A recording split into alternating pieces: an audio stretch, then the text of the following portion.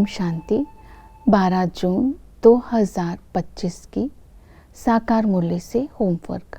आज की मुरली से फ्लो चार्ट को देखते हुए किसी एक पॉइंट पर चिंतन करेंगे। इसमें लक्ष्य, स्वमान, पुरुषार्थ की भिन्न भिन्न विधियां बताई हैं। इसमें से किसी एक पॉइंट को लेकर धारणा करेंगे और देखेंगे मुझे आज इससे क्या फ़ायदा हुआ। जैसे आज की मुरली से हम लक्ष्य लेते हैं, विजय माला का दाना बनने के लिए लक्ष्मी नारायण जैसा संपूर्ण निर्विकारी बनने का पुरुषार्थ करना है। तो आज की मुरली से हम स्वमान लेंगे, मैं न्यारी और प्यारी आत्मा हूँ। अंतर्मुक्ता की गुफा में जाकर पुरानी दुनिया के प्रभाव से मुक्त होकर, देह से न्यारे होकर, स्नेह के सागर में समाकर, गुण मूर्त बनकर मैं आत्मा माया जीत बनती जा रही हूँ। हर्षित मुख होकर बाप की प्यारी और इस दुनिया में रहते हुए न्यारी बनती जा रही हूँ। तो इस तरह बाप के प्यारे बनते जाना है। जैसे कि नाव पानी में चलती है, पानी अंदर ना आए, तो इस तरह इस दुनिया में रहते ये दुनिया आत्मा के अंदर ना आ जाए, बुद्धि में ना बस जाए, तो बाप के प्यारे बन सकते हैं। तो प्रैक्टिकल में होमवर्क यही रहेगा कि मुझे बेहद की पवित्रता को धारण करना है। बेहद की पवित्रता क्या है? एक बाप, दूसरा ना कोई। जैसे कि एक म्यान में दो तलवारें नहीं रह सकती, इसी तरह बुद्धि में केवल एक बाबा रहे तो दुनिया नहीं रह सकती। तो अगर बुद्धि में बाबा रहेगा तो हम सारी दुनिया के मालिक बन जाएंगे।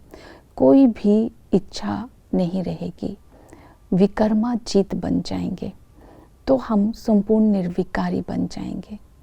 किसी भी दुख की अविद्या हो जाएगी। तो इस तरह जैसे सूरज की तरफ मुख करने से परछाई पाँव में आ जाती है, इस तरह बाबा को दिल में समाने से सब प्राप्तियां हो जाएगी। तो आज की मुरली से पुरुषार्थ क्या करेंगे? पहला रहेगा याद। बाबा ने कहा 8 घंटा याद करो, ऐसी अवस्था हो जाएगी तो अंतिम समय बाप की याद में ही शरीर छूटे।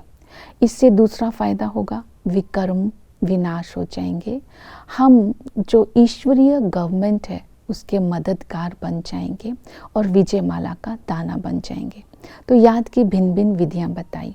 पहली विधि है कर्म योगी बनना। बाबा ने कहा कर्म करते समय दिल से, बुद्धि से बाप की याद रहे। तो ये अटेंशन रखना है। जैसे बोलते हैं कि जैसे माला फेरते समय क्या करते हैं, मुख से बातें करते हैं और अजपा जप दिल से चलता रहता है। इस तरह कर्म करते समय अंदर से बाबा के साथ बातें होती रहे, बाबा की श्रीमत का चिंतन करते रहें, रूह रेहान करते रहें, संबंध का अनुभव करते रहें। कुछ भी करें लेकिन बाप की याद रहे।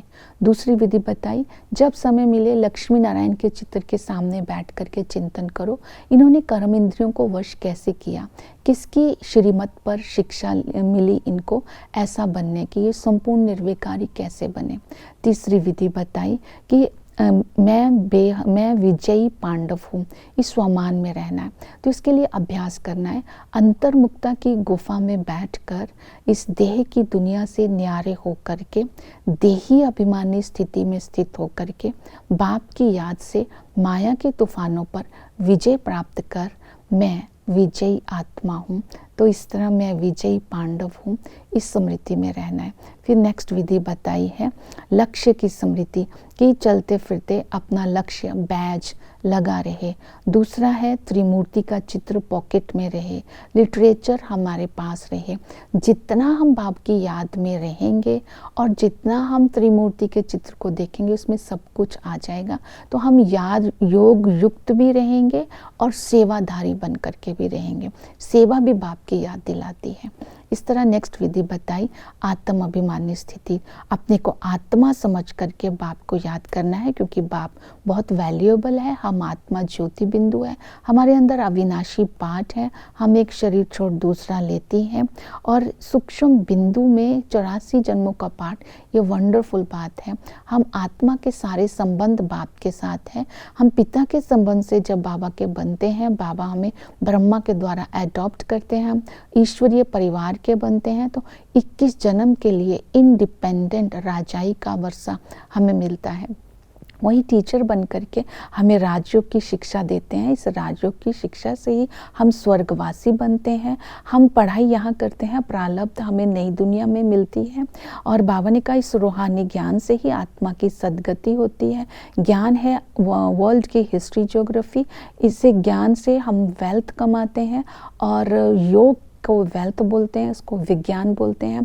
तो इसको ज्ञान और विज्ञान, इन दोनों की धारणा से ही हम ऊंच प्राप्ति कर सकते हैं। तो हमारी बुद्धि में बाबा ने ज्ञान दिया कि अभी तुम रुद्रमाला के बनते हो, फिर तुम वैजयंती माला के विष्णुपुरी के मालिक बन जाते हो, वैजयंती माला का दाना बनते हो। इसी के आधार पर हम भविष्य का राज्य भाग्य लेते हैं। कब हम राज्य करते हैं, कैसे करते हैं, ये सब ज्ञान चक्कर में बाबा ने बताया है। सतगुरु आकर के हमारी सद्गति करते हैं, अर्थात सारी दुनिया को ही बदल देते हैं, सर्व की सद्गति कर देते हैं। तो हम पावन जैसे बनते हैं, तो पावन बन करके बाप की याद में शरीर छोड़ते हैं, तो हमारा तो बेड़ा पार हो जाता है। इस तरह हम बाबा की पालना को, प्राप्ति को याद करते रहेंगे। तो जितना याद करेंगे तो हम बाबा के मददगार बन जाते हैं। याद में सेवा समाई हुई है। श्रीमत बाबा ने ये दिया, श्रीमत पर चलने से तुम विश्व पर राज्य करने की तुम्हारे अंदर ताकत मिल जाती है। 21 जन्म तुम्हें किसी से भी राय लेने की या वजीर की नहीं ज़रूरत पड़ेगी। अंतर्मुखी बनो, माया के तूफानों का सामना करो, माया के तूफानों से घबराओ नहीं। तुम ईश्वरीय संप्रदाय के हो, तुम्हें अभी दैवी संप्रदाय का बनना है, ये स्मृति में रखना है। तो इस तरह बाबा ने कहा देही अभिमानी बनने का बार बार अभ्यास करो। इस श्रीमत को बुद्धि में रखते हुए चक्र को बुद्धि में फिराते रहना। सृष्टि चक्र का ज्ञान बाबा ने हमें दिया, ये ड्रामा अविनाशी है। आदि मध्य अंत का ज्ञान हमारी बुद्धि में है। हमें ब्राह्मण, देवता, क्षत्रिय, वैश्य सो शूद्र बनते हैं। आदि में लक्ष्मी नारायण का राज्य था, तो संपूर्ण निर्विकारी थे। उस समय पूज्य थे, किसी प्रकार का दुख नहीं था। मध्य में आकर जब हम पुजारी बनते हैं, तो स्टार्टिंग में राजा होता है, तो राजा के वजीर होते हैं।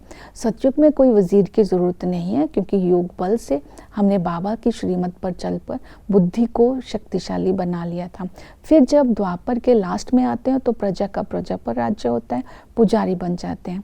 तो अंत में बाप आकर के ब्रह्मा के द्वारा 3 धर्म की स्थापना करते हैं, ब्राह्मण धर्म, देवता धर्म और क्षत्रिय धर्म की, और हमें 21 जन्म की प्रारब्ध बनाते हैं। तो इस तरह जब हमने सतयुग में लक्ष्मी नारायण जैसा बनना है, तो संपूर्ण निर्विकारी हमें यहाँ ही बनना है। संपूर्ण निर्विकारी बनने के लिए सामने अपने लक्ष्य को रखना है कि मुझे लक्ष्मी नारायण जैसा बनना है। साधना करते रहना है और साधनों के विस्तार में नहीं जाना है। जितना विस्तार में जाएंगे साधना छूट जाएगी। जब हमारा तपस्या नहीं होगी तो राज्य के अधिकारी भी नहीं बन सकेंगे। अपने मन को ज्ञान के मनन चिंतन में बिजी रखना है। तो दूसरा बाबा ने बताया है स्नेह के सागर में समाये रहना है, तो गुण मूर्त बन जाएंगे। गुण मूर्त के साथ साथ हर्षित मुख भी बनेंगे, अर्थात गुणों की धारणा, चलन में पवित्रता जितनी होती जाएगी उतना ही हम संपूर्ण निर्विकारी बनते जाएंगे। ओम शांति।